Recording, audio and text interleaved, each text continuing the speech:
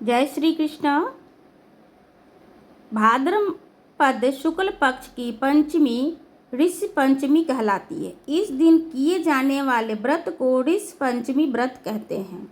यह व्रत ज्ञात अज्ञात पापों के शमन के लिए किया जाता है। अतः स्त्री पुरुष दोनों को इस व्रत का पालन करना चाहिए। स्त्रियों से रजस्वाला यानी कि पीरियड में अवस्था में घर में बर्तनों को प्राय स्पर्श कर देती हैं, न चाहते हुए भी भोजन बनाना पड़ता है तथा इस व्रत को करने से लगे हुए उन पापों का शमन होता है। इस व्रत को करती हैं।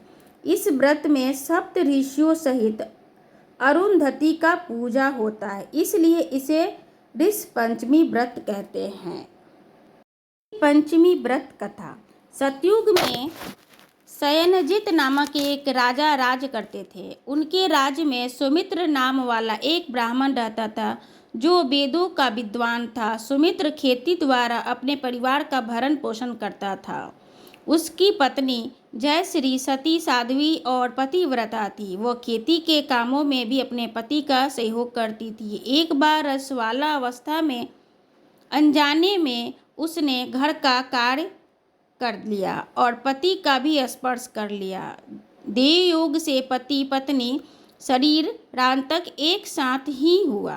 रजस्वाला अवस्था में स्पर्श का विचार न रखने के कारण स्त्री ने कुतिया और पति ने बैल की योनि प्राप्त की, परंतु पूर्व जन्म के किए गए धार्मिक कार्यों के कारण उन्हें ज्ञान बना रहा। संयोग से इस जन्म में वे साथ साथ अपने ही घर में अपने पुत्र और पुत्रवधू के साथ रहते थे। ब्राह्मण के पुत्र का नाम सुमति था।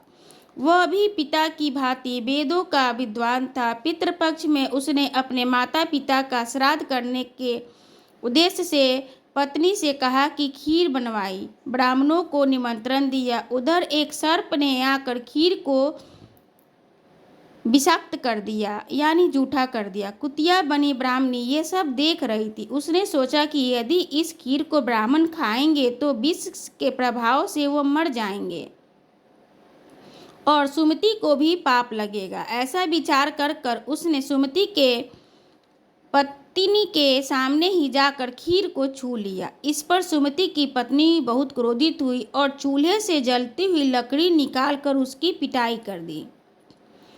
उस दिन कुतिया को भोजन नहीं दिया। रात्रि में कुतिया ने बैल से सारी घटना बताई। बैल ने कहा कि आज मुझे भी कुछ खाने को नहीं दिया गया, जबकि मुझसे ही दिन भर काम लिया गया। सुमति हम दोनों के ही उद्देश्य से श्राद्ध कर रहे हैं और हमें ही भूखा मार रहा है। इस तरह हम दोनों भूखे रह जाएंगे तो इनका श्राद्ध करना व्यर्थ होगा। सुमति द्वारा लेटा कुतिया और बैल की वार्ता सुन रहा था।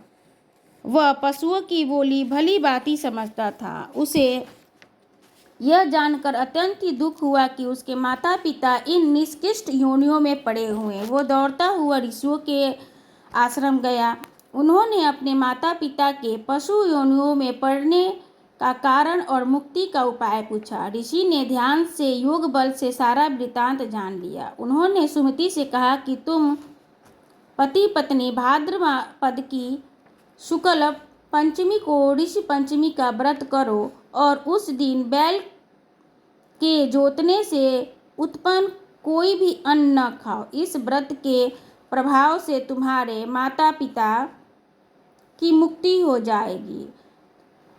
अंतर्मात्र पितृभक्त सुमति ने ऋषि पंचमी का व्रत किया, जिसके प्रभाव से उसके माता पिता पशु योनि से मुक्ति मिल गई। यह व्रत शरीर के द्वारा अशौच अवस्था में किए गए स्पर्श तथा अन्य पापों के प्रायश्चित के रूप में किया जाता है।